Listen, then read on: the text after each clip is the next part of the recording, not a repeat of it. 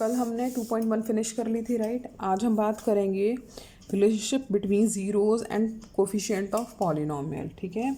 तो हमारे पास तीन तरीके के टाइप्स ऑफ पॉलिनोमियल होते हैं, linear polynomial, quadratic and the cubic. तो जो लीनियर की जनरल फॉर्म होती है ना, अगर हम जनरल फॉर्म की बात करते हैं तो वो होती है ax plus B. This is its general form. यहाँ कंडीशन है कि a should not be equals to zero. Reason being, अगर मान लो मेरा a ज़ीरो हो गया, ठीक है, तो ज़ीरो मल्टीप्लाई बाय एक्स, अगर मैं उस ज़ीरो को एक्स से मल्टीप्लाई करूँगी तो ये पूरा ज़ीरो बन जाएगा। तो जब ये ज़ीरो प्लस बी तो कांस्टेंट ही बचा, तो ये लीनियर फॉर्म तो रही नहीं, ठीक है। तो ए हमारा कभी भी ज़ीरो के इक्वल नहीं होना चाहिए। ईजी।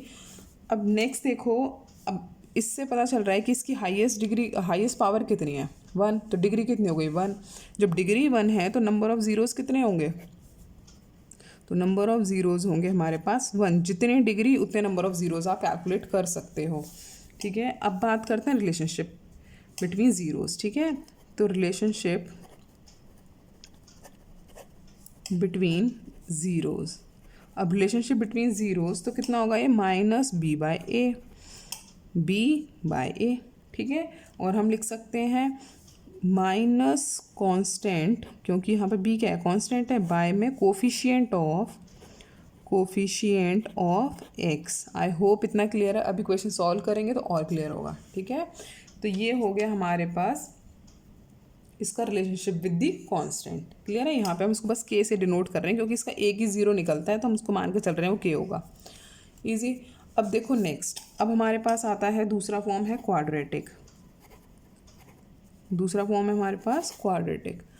अब क्वाड्रेटिक में क्या है, जो क्वाड्रेटिक की जनरल फॉर्म होती है वो x square plus b x plus c होती है। अब इसकी कंडीशन क्या होनी चाहिए, ये होनी चाहिए कि ए कभी भी ज़ीरो ना हो। तो a should not be equals to zero. Reason being, अगर ए ज़ीरो हो गया तो zero multiply by x square, तो ये पूरा ज़ीरो हो जाएगा। जब ये पूरा ज़ीरो हो जाएगा तो ये चीज़ तो ख़त्म हो गई। अब ये चीज़ जब ख़त्म हो गई तो हमारे पास तो लीनियर फॉर्म बची ना, तो क्वाड्रेटिक बची ही नहीं। तो इसको क्वाड्रेटिक बने रहने के लिए ये कभी भी ज़ीरो नहीं होना चाहिए। ईजी। अब हम बात करेंगे इसके अंदर नंबर ऑफ़ ज़ीरोज़ कितने होंगे। इसको अभी समझाया, जितनी डिग्री उतने नंबर ऑफ़ ज़ीरो। डिग्री क्या होता है, highest power of the polynomial. तो हाईएस्ट पावर कितनी है, 2। डिग्री हो गई 2, तो नंबर ऑफ़ ज़ीरोज़ भी कितने होंगे, 2। नेक्स्ट, अब अगर मान लो मैं मान के चल रही हूँ कि अल्फ़ा और बीटा ना मेरे वो हैं, रूट्स हैं, ठीक है।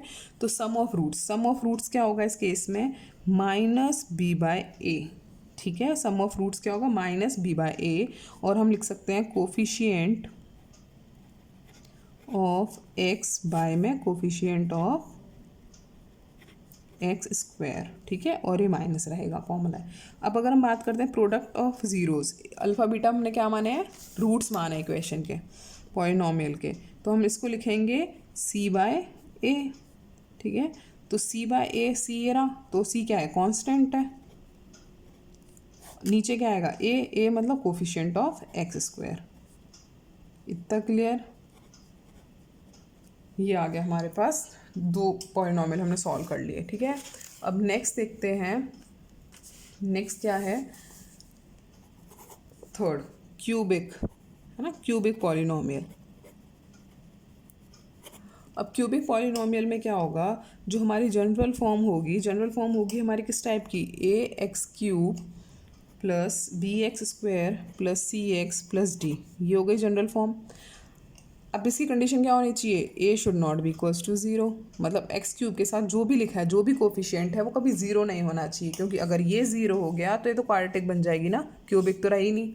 नेक्स्ट, अब यहाँ पे डिग्री क्या है, 3। Highest power of the polynomial क्या है, 3। तो हमारे पास इसके नंबर ऑफ़ ज़ीरोज़ कितने हो जाएंगे, नंबर ऑफ़ ज़ीरोज़ हो जाएंगे हमारे पास 3। ईजी। अल्फ़ा बीटा को मैंने क्या माना था, रूट्स माना हुआ है, ठीक है। हर एक टाइप ऑफ पॉलिनोमियल में अल्फा बीटा को रूट्स मान के चल रहे हैं, ठीक है। और स्टैंडर्ड भी यही है क्योंकि क्वेश्चन सॉल्व करने में इजी रहता है। अब देखो सम ऑफ रूट्स निकालते हैं, तो सम ऑफ रूट्स कितना होना चाहिए, माइनस बी बाय ए, ठीक है। सम ऑफ ज़ीरोज़ क्या होना चाहिए, माइनस बी बाय ए। अब इसके अंदर तो 3 ज़ीरोज़ होंगे तो अल्फ़ा बीटा गामा लेना पड़ेगा हमें, माइनस बी बाय ए। अब बी कहाँ है, यहाँ पर ये रहा, ये किसका कोफिशिएंट है, एक्स स्क्वायर का कोफिशिएंट है, तो हम लिखेंगे minus coefficient of x square, right. ये किसका कोफिशिएंट है, एक्स क्यूब का, तो coefficient of x cube, easy. अब नेक्स्ट देखो, हमने निकालना है प्रोडक्ट ऑफ ज़ीरोज़, ठीक है। तो प्रोडक्ट ऑफ ज़ीरोज़ क्या होंगे इसके, minus d by a, minus d by a. तो डी क्या है हमारा, ये रहा, तो डी क्या है, कांस्टेंट, ठीक है, माइनस लगा देना है यहाँ पे। फिर क्या है, ए मतलब कोफिशिएंट ऑफ एक्स क्यूब। ये लर्न करना है, एग्जाम में आता है, बहुत घुमा फिरा के क्वेश्चंस आएंगे इस पर हम सारे कर लेंगे। अब नेक्स्ट इसमें ना एक और चीज़ होती है कि sum of product of zeros taken at a time, मतलब दो दो रूट्स को आप एक साथ ले रहे हो, फिर उनका एडिशन कर रहे हो, प्लस कर रहे हो उनको, तो क्या फॉर्मूला होगा, लाइक अल्फ़ा बीटा एक साथ लिख लिया, फिर बीटा गामा एक साथ लिख लिया, है ना, और अल्फ़ा बीटा बीटा, ये गलत लिख देना, यहाँ गामा होगा ना, कुछ भी ले लो, मतलब एक अलग चीज़ होगी, बीटा गामा लिख लिया, है ना, alpha beta beta gamma gamma alpha, है ना, दो रूट्स हम एक बारी में ले रहे हैं, तो ये हो जाएगा सी बाय ए। तो सी क्या है हमारा, coefficient of x, coefficient of x, ठीक है। ए क्या है, coefficient of x cube. I hope इतना क्लियर है ना, ये बेसिक था। अब हमने क्या करना है, स्टार्ट करनी है इक्वेशन चैप्टर अपना एक्सरसाइज 2.1 सॉरी 2.2 2.2 स्टार्ट करनी है हमने, है ना। चलो अब 2.2 का जो फर्स्ट क्वेश्चन है आपका वो है exercise 2.2। Find the zeros of the quadratic polynomial and verify a relationship between zeros and its coefficients, right? अब क्या बोला है, पहले तो इनके ज़ीरोज़ निकालो आप, ठीक है, उसके बाद में आप वेरीफाई करो relationship between zeros and it's coefficient, ठीक है, रिलेशनशिप को वेरीफाई भी करना है। अब कैसे करते हैं क्वेश्चन, अब जो समझा है वो सब अब काम आएगा, राइट। अब जैसे मान लो क्वेश्चन नंबर 1 है, इसका फर्स्ट पार्ट ले लेते हैं, x square minus 2x minus 8, ठीक।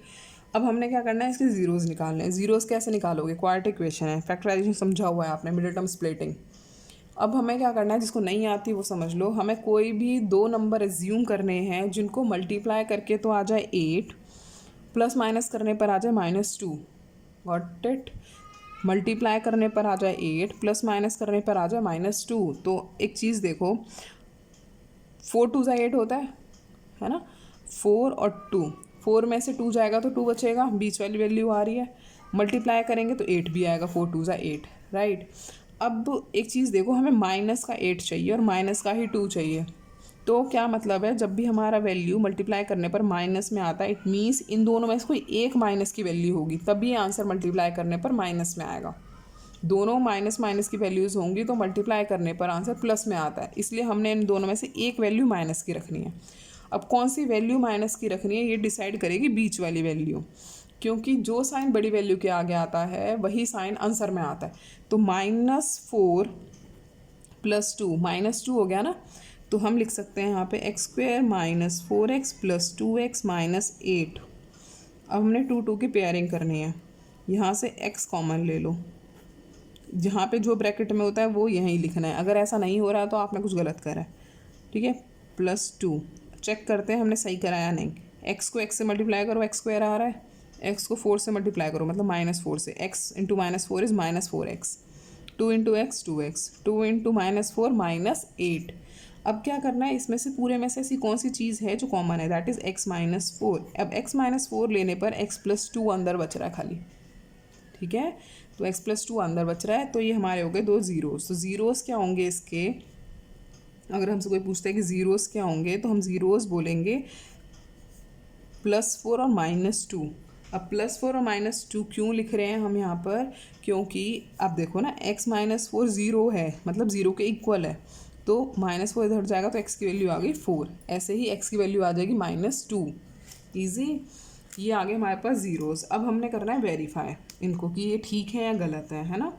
तो sum of zeros of the polynomial, क्या करेंगे इनको बताओ, sum of zeros of the polynomial, हमने क्या करना है, इनका सम निकालो कि ज़ीरोज़ ऑफ द पॉलिनोमियल है उनका सम क्या आएगा, ठीक। एक तो नॉर्मल करके देख लो, 4 और -2 का सम करो तो 2 आएगा ना, खाली सिंपल 2। अब इसको हम अपने फॉर्मूले से ट्राई करके देखते हैं, ठीक है। सम ऑफ ज़ीरोज़ का फॉर्मूला क्या बताया था मैंने, अल्फ़ा + बीटा, ये थे ना हमारे ज़ीरोज़, तो सम ऑफ ज़ीरोज़ का फॉर्मूला बताया था मैंने इसके लिए, माइनस बी बाई ए, ठीक है। तो बी क्या है मेरा यहाँ पे, ये वाली वैल्यू बी है, और ए क्या है इसके आगे जो लिखा है, तो माइनस बी बाई ए। तो माइनस फॉर्मूले का पार्ट है, ऑलरेडी यहाँ माइनस है एक, ए की वैल्यू 1 है, तो आंसर आया 2, ईजी। और अभी मैंने बिना इस फॉर्मूले के कैलकुलेट किए आपको बताया था कि सम ऑफ ज़ीरोज़ क्या होगा, 4 माइनस 2 दैट इज़ 2, ठीक है। अब प्रोडक्ट की बात करते हैं, ठीक है, प्रोडक्ट की बात करते हैं। तो देखो 4 2 ज़ा -8, -8 आना चाहिए, है ना। अब इसको इक्वेशन से डायरेक्टली निकालने की कोशिश करते हैं।